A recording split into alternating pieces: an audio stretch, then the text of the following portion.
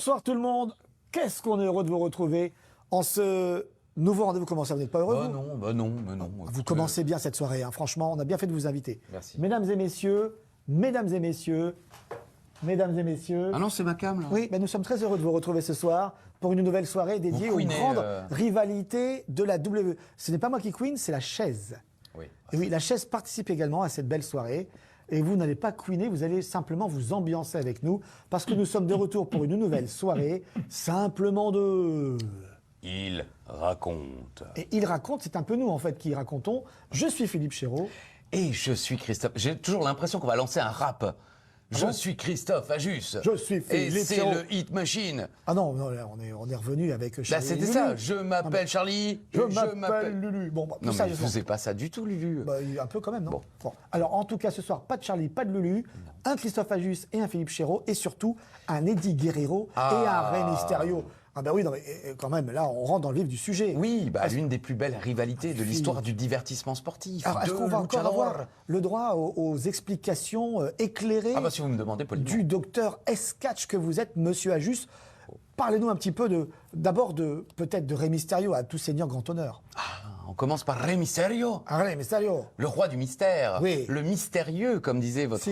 jeune fils C'est vrai. lorsqu'il était jeune. Ouais, Aujourd'hui, il disait, c'est vrai, il c'est disait, une personne âgée. Le Mysterio, il aimait bien Mysterio. Oui, il disait Rey Mystérieux. Oui. Et vous me Mais il a dites- raison parce que c'est ça en fait. Exactement. C'est la traduction. C'est le roi du mystère. Si. Rey Mysterio. Bon, Rey Mysterio, neveu de Rey Mysterio Senior. Parce que lorsqu'on a débuté à la WCW sur les antennes du groupe Media One, sur RTL 9, Puissance Catch, c'était Rey Mysterio Junior. Après, les années passant, bon, évidemment, il n'était plus trop junior et puis ils ont coupé ce nom. Mais à la base, il était Rey Mysterio Junior parce que c'est son tonton qui était Rey Mysterio Senior. Il a, perpétué la tradition des luchadors. Il a gardé le masque, il a gardé l'histoire du personnage Mysterio.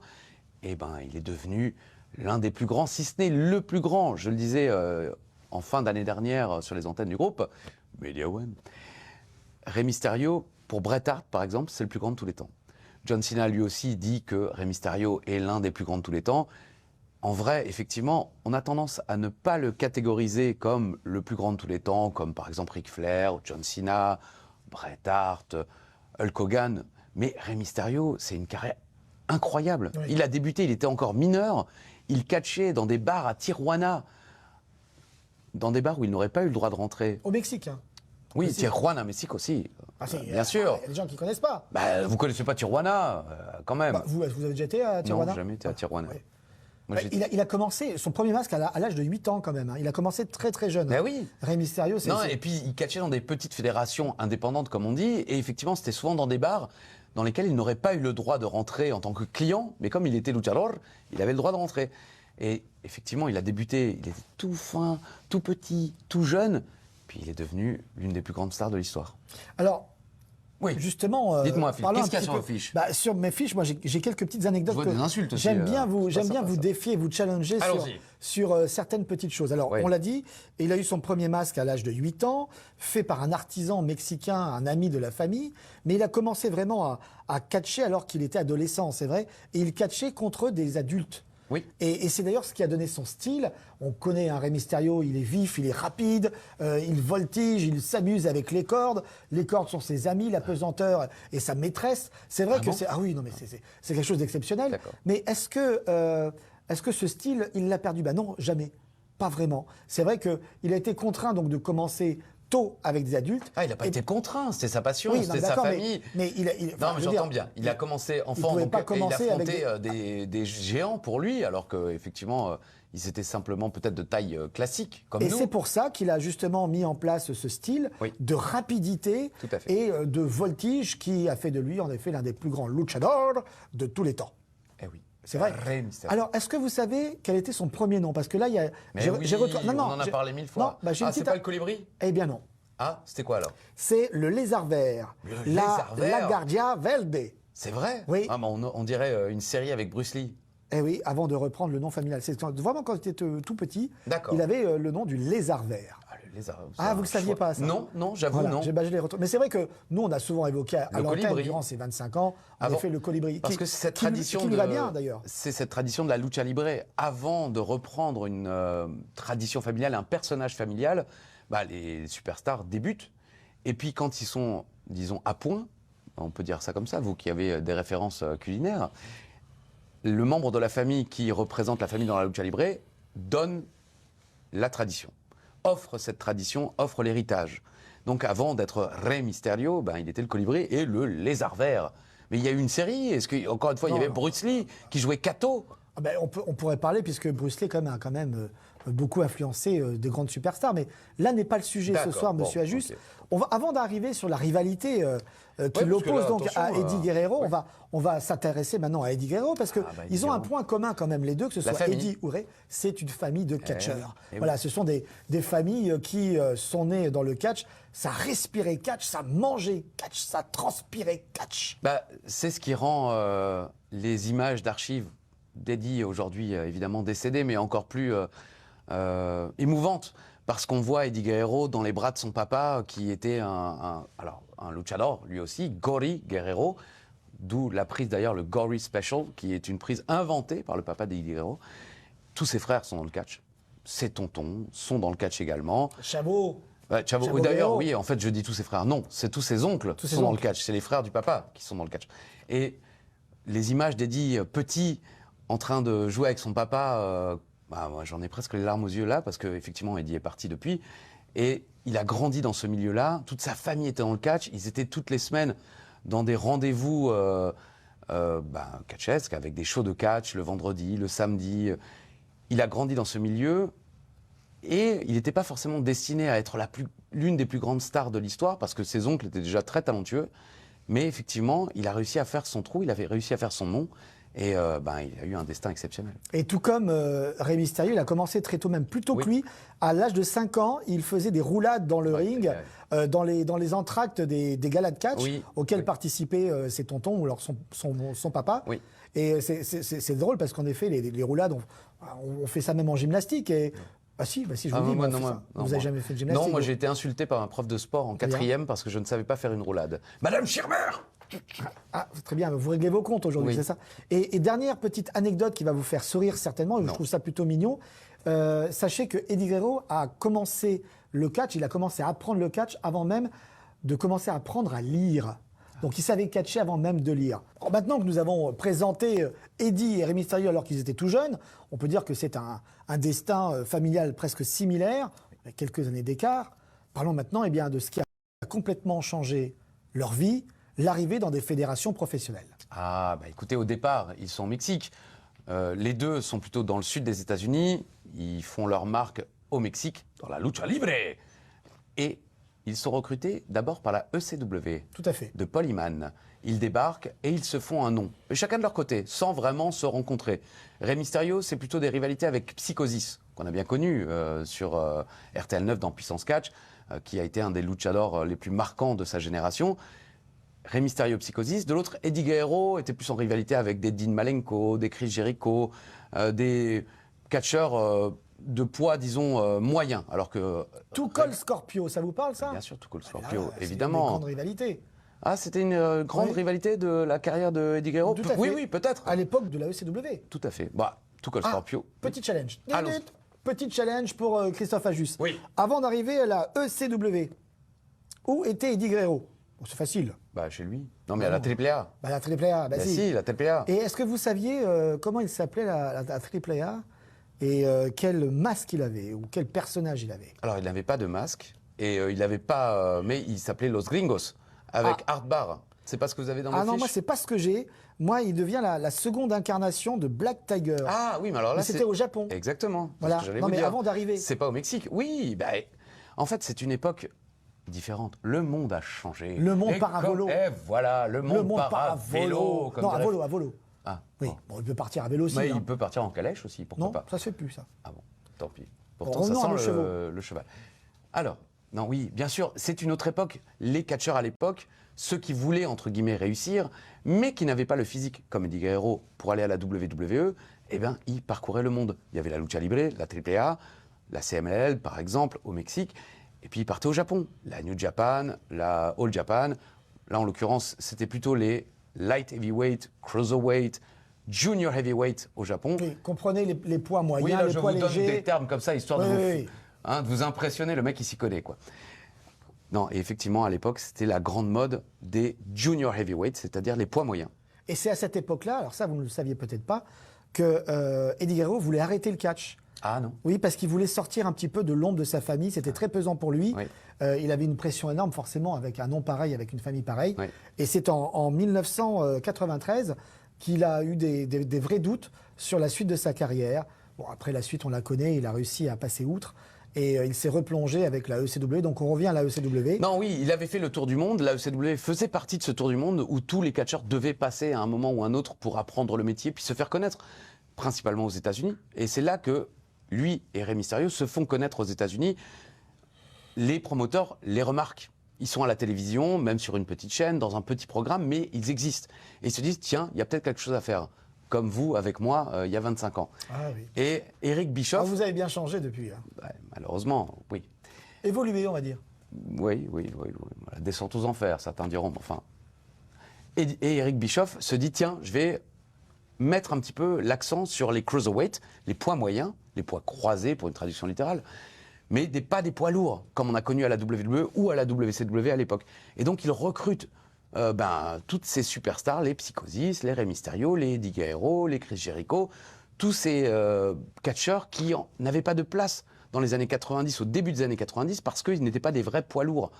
Et c'est là l'émergence du titre Cruiserweight qu'on a connu dans Puissance Catch, le titre des poids moyens, où Eddie Guerrero et Rey Mysterio vont faire des étincelles, de la magie. Parlons de Rey Mysterio maintenant, puisqu'il est aussi également dans cette fédération. On a dans cette fédération. Bah oui, ouais, je pensais à Eddie Guerrero parce que c'était l'un de ses premiers grands rivaux. On a évoqué Psychosis, Juventud Guerrera aussi, hein, qu'on avait un peu oublié. Mais c'est vrai. Ah non, on l'a commenté. Oublié, non, je savais pas que je n'avais pas oublié. Ah bon, d'accord. Bon. Et c'est vrai que c'était une belle époque. Moi, j'aimais bien cette époque-là. C'était exceptionnel. Ouais, et c'était du jamais vu en fait. Comment dire, sur une grande scène. Il y a eu un show de AAA, When Worlds Collide, où Eddie Guerrero et son regretté partenaire, Eddie aussi est parti depuis, mais Art Bar, où ils ont fait un match 5 étoiles, tout le monde a dit c'est dingue, et c'est là qu'Eric Bischoff s'est dit, ouais, il y a peut-être quelque chose à faire avec les Cruiserweight, avec les Luchadors. Et effectivement, Eddie Guerrero, Rey Mysterio, il y a eu Psychosis, Juventud Guerrera, Super Calo, les Villanos. Enfin, ce sont La Parka. La Parka, exactement. Ce sont des matchs exceptionnels, version Lucha Libre, que les gens ne connaissaient pas forcément. Et effectivement, sur RTL 9, dans Puissance Catch, on avait ces 3 contre 3, ces 2 contre 2, qui étaient à couper le souffle. Tout à fait. Alors, vous avez évoqué Art Bar, qui est décédé. Et vous savez que c'est l'origine d'ailleurs de l'hommage que lui rendait systématiquement le Frog Splash d'Eddie Guerrero. C'était en hommage à Art Bar, qui l'effectuait de manière aussi exceptionnelle. Tout à fait. Alors là, on parle de choses un peu tragiques. Il y a une chose aussi qui a été dérangeante, puisque là, on va parler de la fin de la ECW et de la WCW.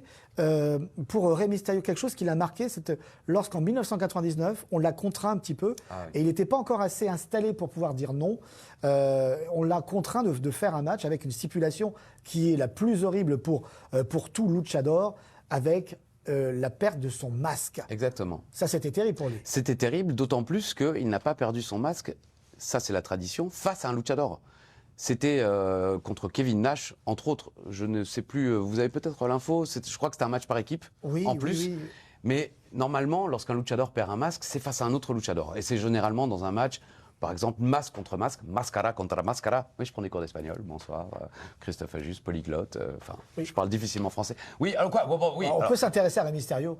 Oui, enfin, on peut s'intéresser à moi aussi. Il serait temps, je veux dire. On a encore quelques semaines. Vous êtes déjà plus là. Mais vous êtes resté. Mais on vous remercie. Ce qui serait beau, c'est que je sois mort on vous remercie, monsieur Ajus. Vous nous faites l'honneur de votre présence. Alors, en plus. Alors, tiens, petite anecdote sur Rey Mysterio. Vous savez combien de masques, parce qu'il fait une collection de masques. Ah oui, non, c'est impossible à savoir, des milliers. Il a plus de 1000 masques, en fait, Rey Mysterio. Ah, comme 1000 masques à l'as. Comme 1000 masques à l'as. Bon, mais ça, c'est une autre histoire. Il a donc perdu son masque, non pas contre un luchador, qui est la tradition, mais contre une superstar du catch américaine. Et il a été très critiqué. Quelques mois plus tard, il retourne au Mexique et il se fait huer comme jamais parce que les gens ne lui ont pas pardonné. Les années sont passées maintenant. À la WWE, il a remis le masque, il a réécrit sa légende finalement. Et tout ça est oublié. Mais au début, lorsqu'il a perdu son masque, les gens ne lui ont pas pardonné. Les gens au Mexique ont pris ça comme une vraie trahison de sa part. Mais il est resté populaire. Et c'est justement ce que nous allons voir tout de suite dans cette première partie de ce documentaire qui nous explique, parce que vous m'aviez dit, on fait un clin d'œil. Non, mais on avait dit, il raconte. Eh bien, oui, nous racontons simplement c'est long, l'histoire entre Eddie Guerrero et Rey Mysterio, des frères presque de sang, mais des grands rivaux. C'est tout de suite. Et on se retrouve dans quelques instants, juste après, pour développer d'autres anecdotes sur Rey Mysterio et Eddie Guerrero. Mais vous arrêtez de postillonner. Incroyable rivalité entre Eddie Guerrero et Rey Mysterio pour cette deuxième partie de Simplement deux. Il raconte. Et on va vous raconter bien sûr la suite de ce qui s'est passé entre Eddie Guerrero et Rey Mysterio, qui dans la vraie vie d'ailleurs s'adoraient. Voilà, c'était peu comme nous. Un peu comme nous. C'est vrai, dans la vraie vie on s'adore. Dans le ring aussi, et aux commentaires aussi. Moi j'aimais bien cette grande période, pendant 25 ans, où vous me manquiez de respect pratiquement toutes les semaines. Mais en fait, vous vous adressez à moi comme si j'étais déjà décédé. Pas du tout. Non, enfin, est-ce que j'ai positionné là? Oui. Ah d'accord, ok. Donc on va revenir sur cette grande histoire, non pas la nôtre, mais celle d'Eddie Guerrero et de Rey Mysterio, où on va un petit peu plus vous donner des anecdotes personnelles. Il n'y en a pas tant que ça. Malheureusement, on n'a jamais croisé Eddie. Non, c'est vrai. Bah oui, il est mort en 2005. Oui. Est-ce que vous vous rappelez de la date? C'était en novembre. Non, c'était en décembre. Non. C'est 13 décembre 2005. 13 décembre 2005. Ok, bon. Voilà. Je devrais m'en souvenir parce que... justement, parce qu'il y a quelque chose qui s'est passé. Moi, j'ai failli perdre la vie. Malheureusement, j'exagère un peu, mais j'ai été victime d'un accident de voiture la nuit où Eddie Guerrero est décédé. Je me rendais de la Belgique en Allemagne pour aller voir un show de catch, fan de catch. Et sur la route, la voiture qui nous véhiculait avec mon ami Yann Colby, qui a été l'un de vos remplaçants lorsque vous étiez en vacances, à l'époque de Catch Attack, notre voiture a fait une embardée. Et bon, encore une fois, ça va, tout s'est bien terminé, il n'y a pas eu de blessés. De la tôle, on a dû se réorganiser et on est arrivé en Allemagne le lendemain soir, après avoir pris plusieurs trains, plusieurs voitures. Et c'est dans la file d'attente de l'entrée de la salle en Allemagne qu'on apprend que Eddie Guerrero est décédé, parce que effectivement Internet existait évidemment, mais on n'avait pas encore la 4G, la 5G, on n'avait pas toutes les infos sur le téléphone, et on entend un bruit entre guillemets de couloir, même si on était à l'extérieur, mais les gens disent t'es au courant, Eddie Guerrero, et on découvre ce jour-là qu'effectivement Eddie nous a quittés. Alors c'est vrai qu'on n'a pas connu Eddie Guerrero, mais toutes les superstars qu'on a pu croiser ont un souvenir mémorable. Il était considéré comme un mentor pour beaucoup de jeunes superstars qui arrivaient. L'histoire dit qu'il passait beaucoup de temps à raconter des combats de lucha libre avec les jeunes superstars qui arrivaient, et certaines le considéraient, comme on vient de le dire, comme un véritable mentor, comme un papa. Il était extrêmement sympathique, il aimait parler... il a eu des moments difficiles dans sa vie, mais effectivement, dans les vestiaires, il était à l'ancienne, c'est-à-dire qu'il partageait son savoir, sa connaissance. Il avait ce côté vétéran, alors qu'il était encore très jeune, malheureusement, lorsqu'il est parti, mais il avait effectivement cette envie, peut-être ce besoin, de partage, et comme vous, finalement, de donner à la nouvelle génération. Alors bon, il y a des choses que vous pourriez peut-être donner un peu plus. Vous allez arrêter avec ça. Vous êtes vous êtes à la limite, monsieur. Je suis taquin. Comme vous avez été à la limite, parce que vous avez un autre rapport avec Eddie Guerrero, c'est sa veuve. Oui. Vous dites ça. Non, mais là, c'est un peu tragique. Écoutez, mais ma doudou. Oui. Ma doudou. Vicky Guerrero. Vicky Guerrero. L'amour de ma vie, finalement. Excuse me. Oui, excusez-moi. Pour la traduction. Alors, certes, nous n'avons pas connu Eddie Guerrero, mais je peux vous le dire, et j'attends quand même quelques révélations de ce côté-là, que Christophe Ajus, ce monsieur qui est assis à côté de moi là. Je suis en face, je ne suis pas à côté.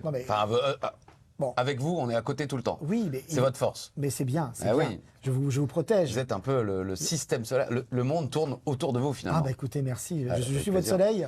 Non, mais après... Mais vous avez jamais pris... Vous êtes la preuve que la Terre n'est pas plate. Oui, très bien. Merci, Christophe. Bonsoir. Mais vous avoir à mes côtés, vous savez... Oui, c'est un bonheur, je sais.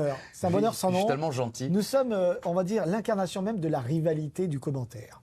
Et c'est peut-être pour ça d'ailleurs que nous Bon, ma présentons doudou. ces soirées. Votre doudou. Donc Ma là, vous avez quand même doudou. l'outrecuidance d'attendre que Elle Eddie s'en Guerrero fout. ne soit plus là pour Oh, aller faire moi de de l'œil, lui. parce qu'il n'y a pas d'autre mot, Elle met les bouts. à sa veuve, à Eddie Guerrero. On est bien d'accord? Eh oui. Alors est-ce qu'il y a eu... Il s'est Bah, passé- il n'y a rien eu, il n'y a rien eu. Une fois. Vous n'étiez pas là en plus. Ah bah oui, mais je suis jamais là, moi, dans les bons coups. Ah oui, oh, oui. En tout cas, un peu de respect quand même, s'il vous plaît. Vous n'étiez pas là. Oui. J'ai eu la chance de l'interviewer en tête-à-tête à Bercy.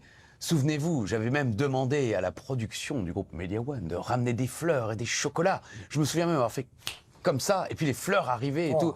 Non, mais une fois, j'ai été une star, j'ai pu faire comme ça, et puis quelqu'un a réagi. Parce que au début, je fais comme ça, et puis les gens me regardent, genre, qu'est-ce qu'il veut ce... Bon. Tête-à-tête avec Vicky Guerrero. Je lui C'était offre censé des être drôle, fleurs, ce que des je viens de chocolats. raconter ou Non, pas pas du tout. D'accord. Et à la fin, vous connaissez ma technique. Je demande le bisou. Bah oui. Et les gens de la WWE de l'autre côté de la caméra, là comme actuellement notre cadreur qui me regarde avec un œil, mais pourquoi tu parles de moi s'il te plaît, cesse de me citer. Revenons à l'essentiel. Tout autour de la caméra, tout le monde fait... Alors ça couine beaucoup, hein, ce ne sont pas mes fesses, Oui. c'est le siège. Tout le monde dit non, non, parce On avait qu'effectivement... compris. Ouais. Bah oui, bah merci, je fais à la fois les gestes et la Mais parole. vous le faites en décalé, c'est un peu dommage. Bon, plus sérieusement. Bah, plus sérieusement, Ah, arrêtez c'est- avec vos plus c'est la première sérieusement. fois, c'est la première fois. Oh, c'est la première fois, en 6 semaines, vous l'avez répété 17 fois. Bon. Vicky était prête à m'embrasser sur la bouche. Ah bon Mais évidemment, les gens de la WWE, non. Parce qu'effectivement, bah ouais, si elle embrasse le mec en France, elle est obligée de presque de le faire à chaque interview après. Ça me parce que ça va rappelle une devenir un histoire gimmick. avec Candice Michel. On a eu la Tout même à histoire fait. avec vous. Exactement. Vous arrêtez pas. Bah, je tente. Oui, vous avez Mais raison. finalement, je me suis arrêté très vite. Sur un malentendu. Ça peut Mais marcher. en tout cas, cette interview a été merveilleuse et bah, c'était l'une des premières fois où elle était interviewée entre guillemets de manière sérieuse, même si c'était pas très sérieux puisqu'il s'agissait de moi. Mais non, mais comme elle était manager général et puis femme d'Eddie Guerrero, elle était habituée à ce que son mari passe d'abord, que les superstars soient mises en avant plutôt qu'elle. Là, je pense qu'elle avait été flattée par le fait que ben, je la mette en avant, que j'insiste sur son personnage qui était exceptionnel. On va pas se mentir, elle a débuté, elle était toute timide dans C'est le vrai. fameux match entre Eddie Guerrero et Rey Mysterio, un match quand même de l'échelle où se jouait la garde d'un enfant. Parce qu'on est quand même et puis Dominique, on sait ce qu'il est devenu, hein, le roi des luchadores. Alors attention, parce que si vous commencez à parler de Dominique, j'aimerais quand même rappeler des petites choses. Et là, dans Ah. la vraie vie, Mais ne me parce montre pas. qu'on le présente souvent, enfin, il présente son papa comme quelqu'un qui ne s'est Bah, pas un occupé père de lui. loupé, un père honteux. Enfin, Rey Mysterio, je suis Bah, Rey désolé. Mysterio, Rey Mysterio, mais il a passé son temps à vous traverser. savez que quand il a eu des grosses propositions pour Oui. aller à faire donc son rôle de catcheur dans des fédérations mexicaines, il a refusé. Et vous savez pourquoi? Non. Bah, pour que Dominique puisse faire ses armes à la WWE. Ah, d'accord. Ah, ça vous embouche un coin. Oui, bon, Oh, bah soit. oui, bon, quoi. il a passé son temps à tourner à travers le monde, abandonnant sa famille Non, pas du au tout. triste destin Bon. d'enfant de star, Bon, ok, tué ok. par ses amis. Oui, ça suffit. Ok. Alors, est-ce que on peut maintenant évoquer Rey Mysterio, puisqu'on a plus eu, on va dire, la chance de le rencontrer lui Bah alors là, à ça plusieurs vous, reprises. ça vous concerne plus finalement. Ah non, parce- mais non, parce que la première fois, La je suis première sûr- fois, oui, ça vous concerne plus Non. parce que c'est le luxe. Bah non. Philippe Chéreau, le luxe. Bah non. La première fois, nous étions ensemble. Et vous vous en mais rappelez je pas. sais, mais si. Bah non. Bah à Paris. Eh bien non. Ah, c'était où? Ah, vous voyez, je vous ai eu, Dites-moi. Monsieur Ajus. Vous Ah, croyez oui. vous Mais souvenir. arrêtez avec votre doigt là, parce Mais que c'est vous- mon doigt. Je croyais oui, vous avoir. mais Bon, c'était où? Bah alors en Allemagne, je suppose. En Allemagne. Bah oui, En il était là. Allemagne. Il Pourquoi était vous là. prenez cette voix? Et Oui. moi, j'ai un souvenir de lui Ah. qui était absolument incroyable. Il faisait des pompes juste avant de rentrer dans son match. Et il en faisait au moins une bonne cinquantaine de suite. J'étais vraiment Ah, bah, impressionné. de toute façon, il en aurait fait deux, on Et était déjà il y a un impressionnés. petit truc aussi, et ça va vous parler. Arrêtez parce que avec votre doigt. je continuerai avec mon doigt. Parce que visiblement, Faut hier arrêter soir, ça avec vous grattait. Mais- Allons-y. Bon, Donc, Christophe, s'il vous plaît, un petit peu de tenue. bonsoir. Je reprends. Je disais que Oui. lorsque nous étions en Allemagne, dans les vestiaires, il y a quelque chose qui nous avait un petit peu titillé les tympans. C'était la pyrotechnie. Elle Oui. était extrêmement forte. Tout à fait. Et je me rappellerai toujours de la première fois où nous avons eu les tympans éclatés. En fait, après, j'observais Rey Mysterio parce que c'est toujours le premier à savoir quand ça allait exploser. Donc, machinalement, il mettait ses doigts dans les oreilles, hein, ce qui n'était pas toujours évident lorsqu'il avait le masque, sauf que là, il ne l'avait pas. Et d'ailleurs, c'est la première fois où j'ai découvert le vrai visage de Rey Mysterio. Oui. De Bon, manière... non, parce qu'on commentait ces matchs toutes les Non, semaines. mais, Philippe. mais en vrai. Mais oui, en on vrai. le voyait en vrai. Mais effectivement, je traduis pour les gens, c'est que nous étions dans les vestiaires de la WCW. Et puis nous étions en train de discuter, Ah, vous Philippe, vous traduisez le le cadreur Chéreau. et moi. Bah oui, parce que là, c'était pas très clair. Et tout d'un coup, on regarde autour de nous et tout le monde fait comme ça. Et le temps que Philippe ou moi demandions pourquoi ils font ça, Ça a explosé. explosion de pyrotechnie, les tympans pétés, là comme l'ingénieur du son d'ailleurs qui vient de mourir, on a été terrifiés. Et vous avez raison, tout au long de la soirée, il y a eu d'autres feux d'artifice. Et Rey Mysterio était toujours le premier, effectivement, parce qu'il est très sérieux. Il savait qui allait arriver, qui aurait de la pyrotechnie, donc il se cachait les oreilles. Donc c'était notre première rencontre et vous l'aviez oublié, mais c'est pas grave. Non, je l'avais pas oublié, mais je pensais pas que la vous deuxième alliez, fois parce où qu'on nous l'a l'avons pas, vu, oui. on lui a pas parlé ce jour. Non, c'est vrai, c'est vrai. La deuxième fois où nous l'avons vu, c'était à Paris. Exactement. Où nous devions l'interviewer juste avant Tout à fait. un show, c'était On à l'a Bercy. interviewé. Oui, non, mais nous devions Mais on n'a l'interviewer. aucune archive. Non, et c'est étonnant. Et on est nul parce qu'on n'a pas de photos. On a interviewé Batista et Rey Mysterio ce jour-là. Ouais. Zéro photo, Et zéro archive vidéo. C'était la fois où on avait rempli 2 soirs de suite Bercy. Oui, alors quand Encore vous dites nous, c'était, oui, on s'associait à la parce que WWE, nous, bien on sûr. a vite Non, fait mais pas rempli. nous. Non, Régis et Chéreau, Bercy, après l'Olympia et avant le Stade de France. Non, mais c'est vrai que c'était une époque complètement dingue. C'était l'époque de Catch Attack. On était ensemble, Mais souvenez-vous. oui, c'est vrai. Commenter ensemble, tout ça, c'était on faisait des choses. on était bien. Bon, et nous avions rendez-vous avec Rey Mysterio qui arrive en retard. Ah oui Et lorsqu'il arrive, il faut savoir que c'est un garçon charmant, d'une politesse extrême. Et donc, il était extrêmement désolé. Et il a mis beaucoup de temps à nous expliquer son retard. Et il nous a justifié son retard. Et c'était un peu, comment dire, une info, une breaking news. Parce qu'il nous avait avoué qu'il était en fait chez Louis Vuitton. Exact. Pour préparer une de ses futures tenues. Parce que l'on sait que Rey Mysterio adorait changer de tenue. Et encore autre anecdote qui vous fera peut-être plaisir, vous savez qu'il a porté plusieurs fois des tenues de super-héros. Oui. Hein, il en a fait quand même pas mal. Ce qui a valu des petits problèmes avec la WWE au Voilà. niveau des droits. Et vous saviez pourquoi? Pourquoi quoi? C'était pour faire plaisir À son fils? à son fils qui avait eu l'idée. Ah. Papa, tu devrais... Non, mais ça, il le dit en interview Non, mais- pour passer pour le mec bien. et C'était tout. un bon papa. Ah ouais. Quoi qu'en dise Dominique Mysterio. non, Et je reviens c'est- donc à notre histoire. Oui. Notre petit Mais Rey il est allé Mysterio faire là. des emplettes. Voilà. Et puis il nous dit, bon, en plus, bon, les gars, vous le gardez pour vous, mais je me suis fait faire un masque Et spécial. le mec balance ça 25 ans plus tard dans un tournage. Mais pas du tout, parce qu'on l'a vu quelques Allez-y, semaines je vous en après, prie. c'est vrai, qu'il est arrivé avec les fameuses marques de Parce qu'il est, LVMH, il de est Louis extrêmement Vuitton. fan effectivement Et de très cette très marque. fan. Et il s'était fait faire sa propre tenue, un peu de luxe, à la parisienne. Et nous l'avions interviewé ce jour-là. Donc c'était Oui. encore une belle histoire. Et puis, la deuxième fois qu'on l'a vu, alors là, c'est vraiment tout Ah à oui, son honneur, il à nous fait. a vu en slip. oui, c'est vrai. Bah oui. Oui, non, mais, Je veux dire, c'est- ouais. non, mais quoi, Alors, pas en slip de combat. Non, parce qu'on on pourrait pas se Enfin, permettre. vu l'état du truc, on peut craindre qu'il y ait eu Parlez combat pour avant. vous, Christophe. Ah, ok. Et c'est vrai qu'on a eu la chance de le croiser. Oui. Non, mais On c'est a eu vrai. la chance de le croiser. Non, Après, mais- de devoir se changer devant Rey Mysterio dans un vestiaire, c'était à Lyon. C'était un avant challenge. Backlash. Il faut. C'est là qu'on se dit qu'on n'a pas des égos surdimensionnés. Non, c'est vrai, c'est Parce vrai. que, C'est vrai. bon, Ouais, c'est on vrai. voit C'est nos vrai. corps.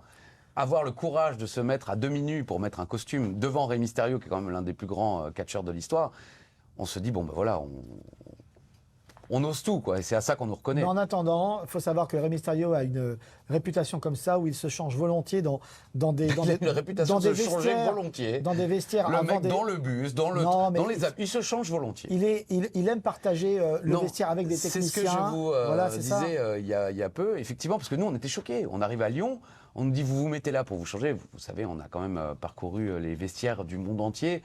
Parfois, même à Bercy, on s'est changé dans des toilettes. On nous a dit, vous vous changez là. Mais c'est les toilettes. Bah ouais, vous changez là. Bon, ok. Et là, à Lyon, on nous dit, votre vestiaire, c'est là. Et c'est avec des techniciens, c'est les caméramans, ça. Mais bon, tout va Et, bien. et notre ami Byron Saxton. Et Rey Mysterio, je l'ai appris il y a peu, en fait, c'est une de ses habitudes, c'est de se mettre dans ce vestiaire-là, avec Byron Saxton, avec parfois les annonceurs de ring, les arbitres et les caméramans ou les techniciens son de la WWE. Ou Nick Aldis, qui était ce soir-là, Qui était là aussi. le général Tout à manager. fait. Bref, voyez, on a plein d'anecdotes avec Rey Ah oui, Mysterio. mais on n'a plus le temps. Mais on n'a plus le temps parce que maintenant, il est question de voir comment ça se passe Attendez, parce entre Eddie Guerrero et Rey Mysterio. C'est la deuxième partie de ce documentaire. J'espère qu'on vous a donné envie de rester avec nous. On se retrouvera, nous, la semaine prochaine pour une autre rivalité sur les chaînes du groupe Media One. AB1 et ABX. Et voilà, pour un autre simplement de... Il. Non, raconte. C'est là où bisous. Voilà. Allez, c'est C'est parti écrit là. pour cette rivalité entre Rey Mysterio et Eddie Guerrero. La suite. Je redis là. Bisous. Parce que c'est écrit là.